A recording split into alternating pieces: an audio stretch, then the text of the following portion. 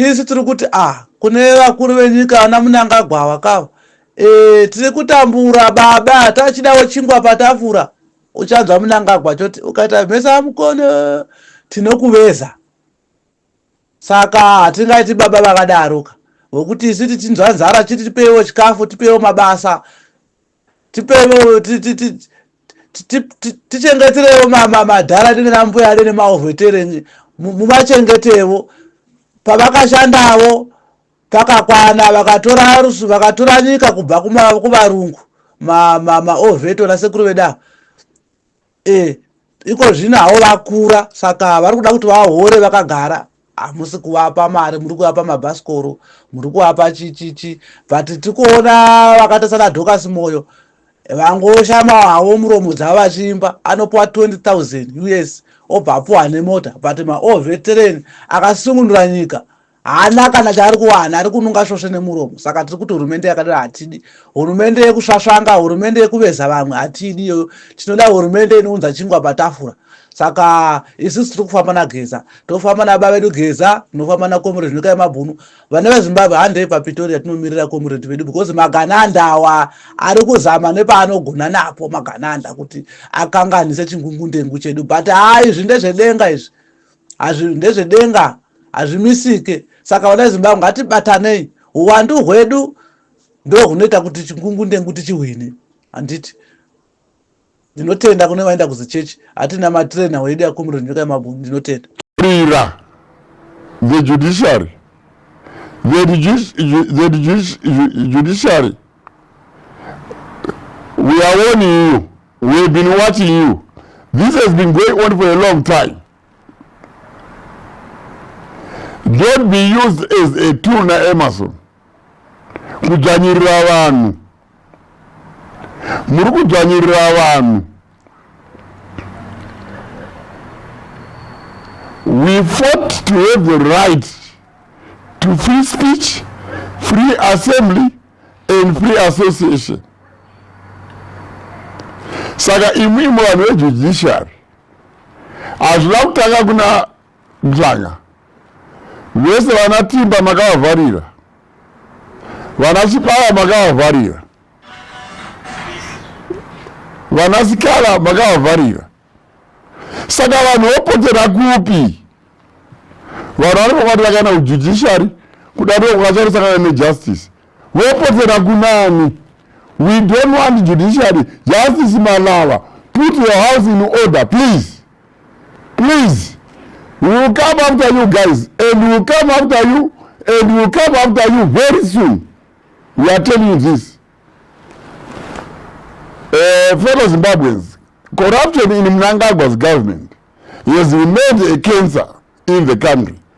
Right now as we speak, there is a company called Agrifora Gananda, which has a contract to supply food rations to our military. It receives $2 to $3 million US every month to supply food to barracks. Unfortunately, as we speak, masoja yedu are dying of hunger. Vari kupiwa mabonzo ne ration meat. Ration meat economy kana kuti manufacturing iya inogadzirisa pet food. Hakuna nyama iri kupiwa iri nani. They don't have meat, yet the country is forking out money every month. The government is paying $50 per kg for this low-grade meat. What a shame. The company is funded by Chief Secretary Rushwaya and Willard Manungo's sons.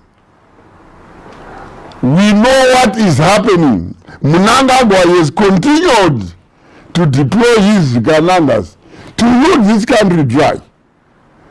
We fought for economic emancipation and equitable distribution of resources. But to the contrary, Mnangagwa is not stopping at anything to take away everything from the country. He is privatizing companies under controversial means. Many government mines and companies have been taken over by kuda kwacho Tagure and his cronies, e.g. CBZ, ZB, First Mutual, Fidelity Printers, etc. Now Zimasco, POSB and Rainbow Tourism Group have become prime targets. Tagure, Mpana, we are warning you. Iwe and your cronies, Mpana. We are warning you. We didn't go for Ondo Mazori. We didn't go for Ondo Jesus. Kudumuzeta monopoly yekupama contracts a corruption through corruption. We are going to deal with you decisively and thoroughly. Mark my words. We are going to deal with you. Because by the time Mnangagwa leaves power, Zimbabwe will be a shell. And this is totally unacceptable. We can't accept that.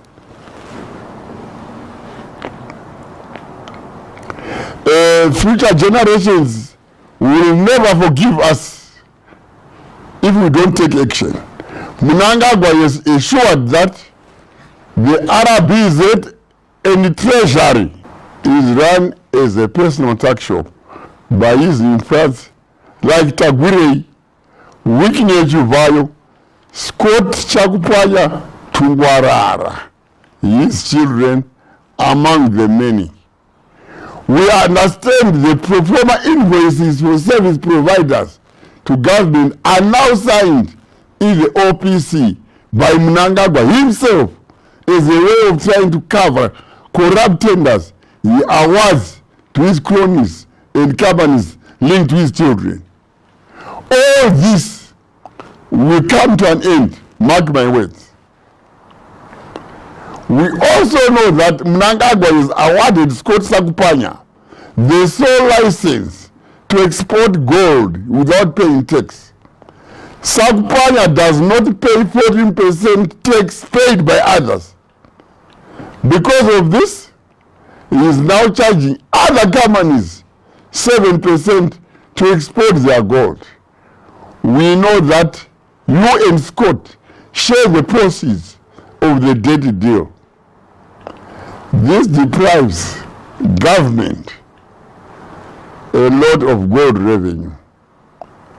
After denying the country huge sums in gold tax, you set Zimbra on hapless companies and vendors, choking them to death. Is this what we fought for? No. This is bullshit. Totally bullshit. All these corrupt deals are enabled by George Gwamatanga. George Gwamatanga, mbiri yako ye corruption yaenderera mberi. Toenderere kuhondo isi kudana Gwamatanga. Muite matumbu, muite mbiri, yokutekera ma girlfriends, maure enyu, ma properties all over. You go kudana South Africa, you go kudana UK, you go kudana States, kudana Canada, all over. Kude ma properties awa Gwamatanga. Urikuiwara kupi mariyo. We know where we are getting the money from, and we are going to be accountable, and we are going to deal with you. We are going to deal with you very soon. Right? We know you are buying properties, as I've said. I've read newspaper articles where Patrick Chinamasa announced that I've been fired from ZANU-PF. Mashura Chayo. That's bullshit.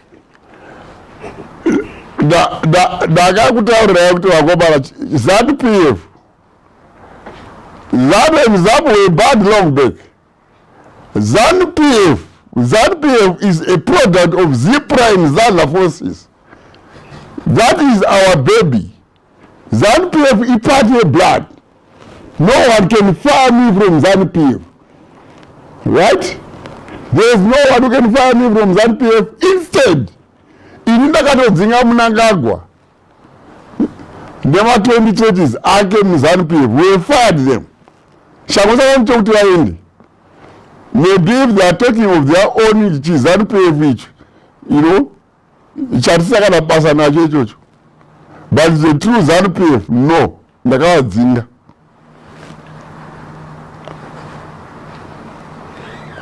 You cannot fire me from an organization that I don't belong to. That is why I ordered Mnangagwa to leave. Fellow Zimbabweans, the situation in our country has become increasingly depressing. Collective and decisive action for the betterment of everyone. We cannot continue to live under an economic bondage when we have the power to act and be in control of our destiny. Our grandchildren will never forgive us if we don't condemn these charlatans who are pillaging our resources, stealing from the present and future generation. As I promised, a signal is coming and coming very soon. The delay was a result of efforts to ensure the safety of everyone. The signal is coming and the action will be decisive. The action will be decisive. Mnangagwa must therefore just go, and go now. I thank you. Right. Dini wenyu Comrade Blessed Gezak Bombshell Dazoka nerurimi rokwa mai rwechishona. Pane zvimwe zvatasirira zvatakutaura neshona.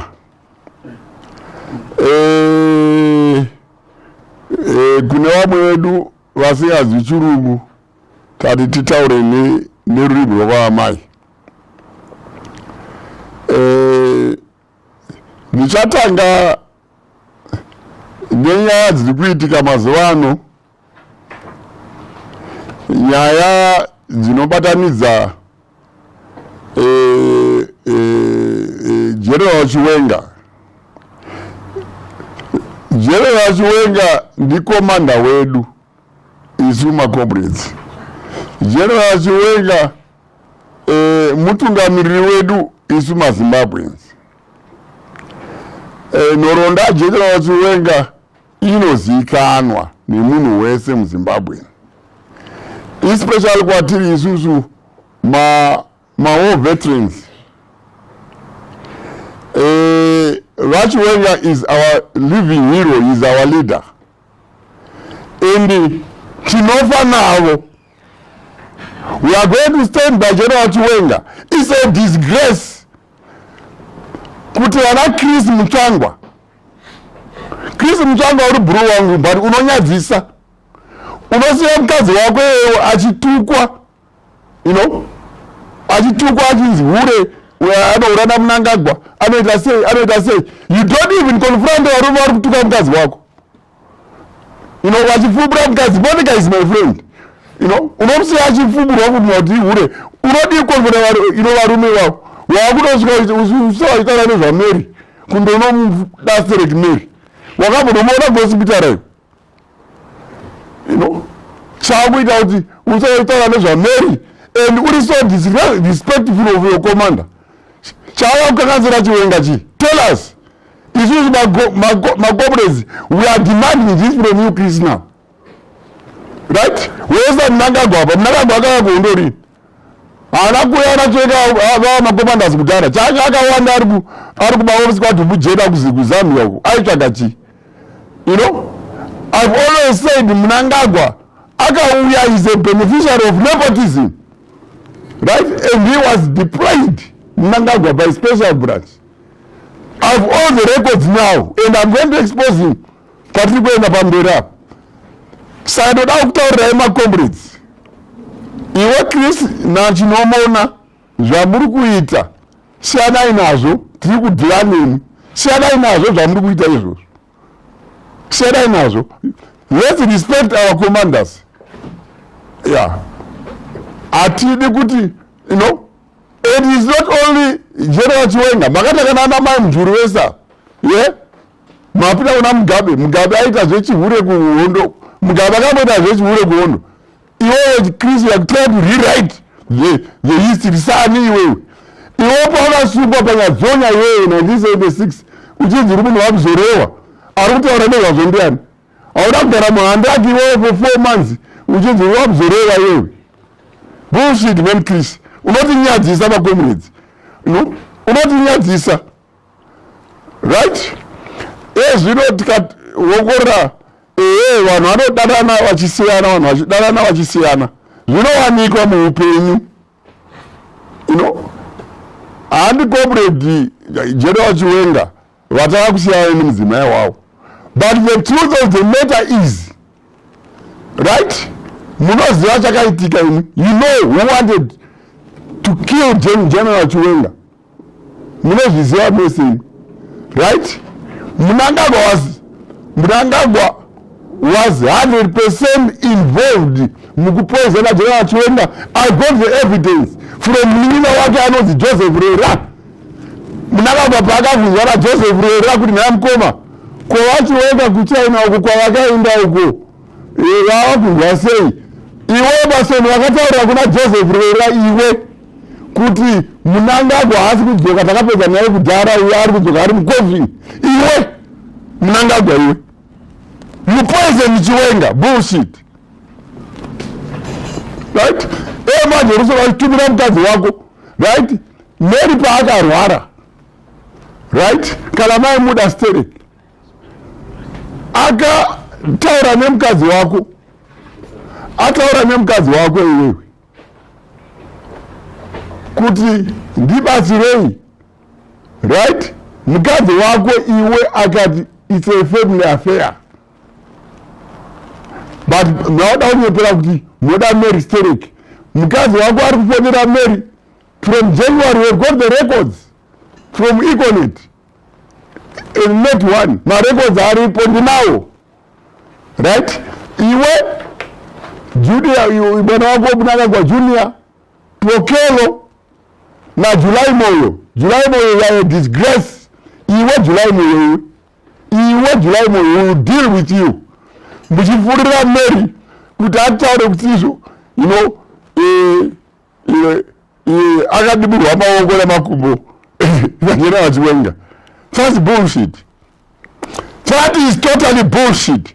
We will stand by Chiwenga, right? We will not allow vanhu kuti muite revolution yeZimbabwe chiseko muchinyembera mashefu edu. That is not acceptable. Mark my words. We are going to deal with you, and we are going to deal with you decisively. Mark my words. Mark my words. My bills essay. My medical bills essay.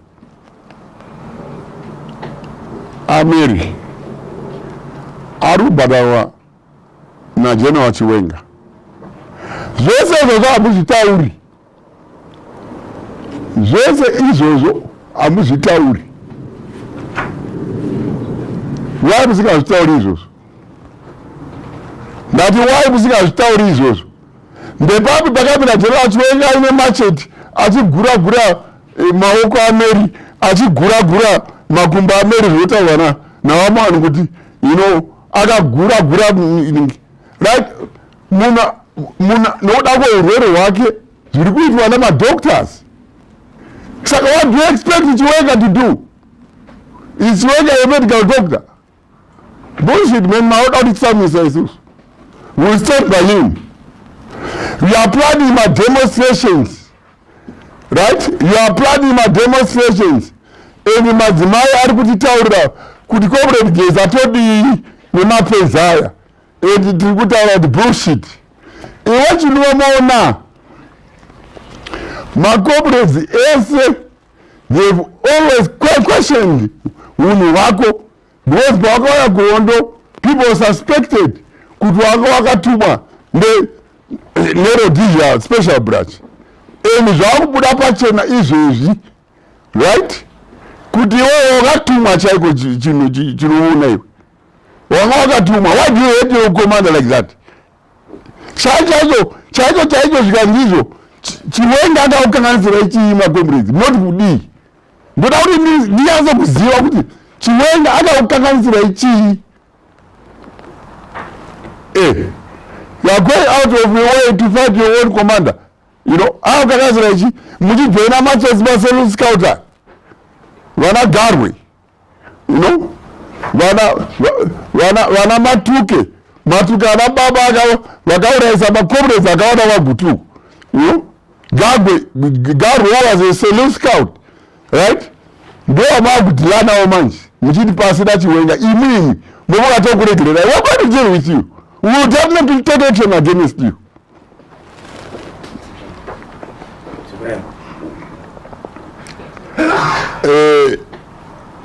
Mutsvangwa, siyana neunhu hwako. Nakarana naTemba Mliswa vari kuti mukadzi wako anohura naMnangagwa. Protecta mukadzi wako uyu siyana neunhu protecta yana Mary wako uyo ari kutaurirwa zvisingaite uyo indaunonwa navarume vacho kutaura kuti mukadzi wangu inanzi hure. Mumuromo wako moda kuiswa napkin kana pamba munobuda zvinonhuhwa unyarere.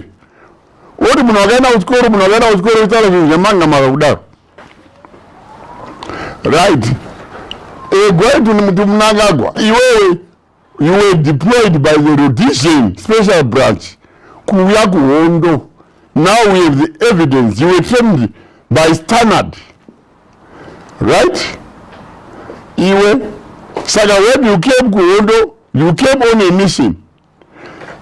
Tawane tangible evidence yokuti wakaparticipate padhesi yachitepo iwe, ukaparticipate padhesi yachakogara iwe and many others, and you have killed all the generals vatakaviga manje, right? Unhu hwako ihwohwo hunoratidza wega kuti hazvina basa kuti comrade akuitira chii. Mavengero aunoita mawo veterans, mavengero aunoita ZANU-PF yacho aitinetsa kusvika tazowana evidence yekuti iwe, right, you spy. And nyaya yekuti iwe chai Emerson, right, you have a hand munyaya yokupozenwa kwa General Chiwenga. But haunyari ungapoezana munhu, wopoezana munhu akakubetsera iwe, you know, iwe wapoezeno. Mugabe watiza iwe watiza iwe. Mugabe akati kuna Chiwenga ine am comfortable kuti ndikusiyire wewe nyika. Chiwenga akaramba. Nasi ndiye munhu wakuita so. Wewe unoshuwa wewe. Iko kuondo kwacho chawakaanza kuita kuondo wewe chiwe. Besides kudeployiwa, iwe wakadeployiwa muofisi ya Mugabe wewe special branch. Saka, we are going to deal with you. Definitely we are going to deal with you. Right? Saka povo yeZimbabwe nyaya yeSignal yava padhuze. Vamwe vatauri vari kutaura, but Signal taakuiudza kwamuri zvine ungwaru zvokuti vavengi havapotozivi kuti Signal yava mamuri. Saka muchaona zvatiri kuita mazuva ari kuteera umu, Signal yava padhuze. We know kuti Mnangagwa ari kuda kudeclare, you know, the state of emergency. Ari kutamba haanyatsa kutiziva muche zvatinoita isu kana tana zvatafika kuti tavakuda kuita taedza zvedu vana Mutsvango vachiti wati South Africa is a region. That is bullshit. Patakadhila nana Mugabe, South Africa yanga isipo. Ma-issues emuZimbabwe tinodhila nawo isu semaZimbabweans.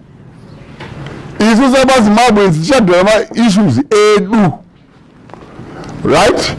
And takabatana sekupromisana kwatakaita. Right? Tataura neose ma-political players. Vanachamisa, vanachibaya, vanasikana, vanabiti. Vanakomichi, vanamhozura. Hapana munhu atakasiya. Vanabvarume vese ava takataura tikaurirana way forward. And way forward. And vanhu vese ava for information. Hakuna munhu asingafariri General Chiwenga. And we are surprised kuti zvima corporates, we are now beginning to wonder kuti pavakaya kuhondo wenjoininga kuti manga makatumwa. Because haungavengi chef wako maendero amunoita. Saka signal iri kuuya and iri kuuya very soon. Tinoitoka sevanhu vakatrena tinoita dikoika hativi tazotaura kuti but zviri kusvika kwamuri manje muri weZimbabwe 31 March ndi comrade Bombshell ava vari kutaura comrade Geza tikukubirisai kuti munhu wose kubva kuPlumtree. In fact, haisi demonstration, tinoiti izvo uprising. Munhu wese ngaapinde mustreet. Right? Tirikuda kuti Mnangagwa, Emerson Mnangagwa, Spy Mnangagwa ainde nezvigananda zvake 31 March. Kune avo vari kwanisa kubatsira nematransport, mabhazi, magonyeti, makombi. Please batsirai, ndimwi maona nhamo nekusedzwa mumarodhi. Toda kuti muite mabusiness enyu under environment iri user friendly yekuti gonyeti rako rinobva kwaMutare kusvika kuBed Bridge, drive asina mboti ndatorwa mari nemapurisa. Ndo zvatoda kuti zviite. Saka budai mese musapote 31 March. Toda kuti vanhu vaende. Right? Kuma law enforcement agencies. Shatinokukumira Mutamba. Mpana yeMutamba iwe.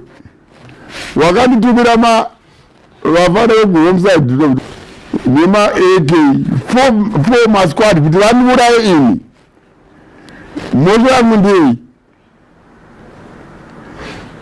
Mhosva kuti ndinoda kutsvaka kuti iwewe nemapurisa ako mugare zvakanaka. Ndewe monditsvagira nema AK imi Mutamba. Kwana wazviwa. Kwana. Ndati Mutamba kwana.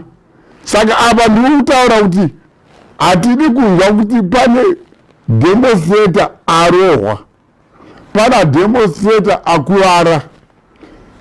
Because let me warn you guys,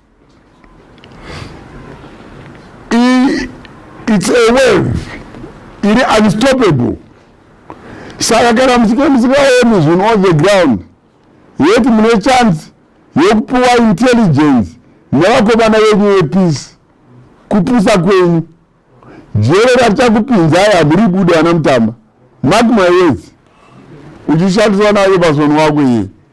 Ndati mark my words. Rekedzai vanhu vademonstrate because zviripo muconstitution medu.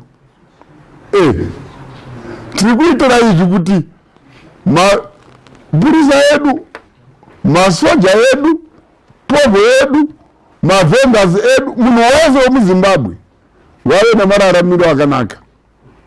Saka ndiri kukupira Mutamba, especially iwe Mutamba unomboita dzungu. Usaita dzungu Mutamba wanza.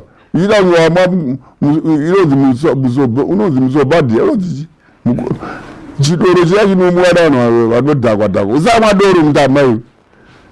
Toda kuti izvo uone kuti povo iri kushupika. Kana muri vanhu vakatongwara vana Mutamba nemaCIO advisayi vamunangagwa kuti shefu tizai nokasika because povo ine hasha. Isu vana bombshell hatizokwanisi kumubatsira kana povo yakuda kuita zvainoita kwaari. Saka advisai Mnangagwa, right, kuti ngabude munyika, ngaasarinde pawanokasika ndapedza.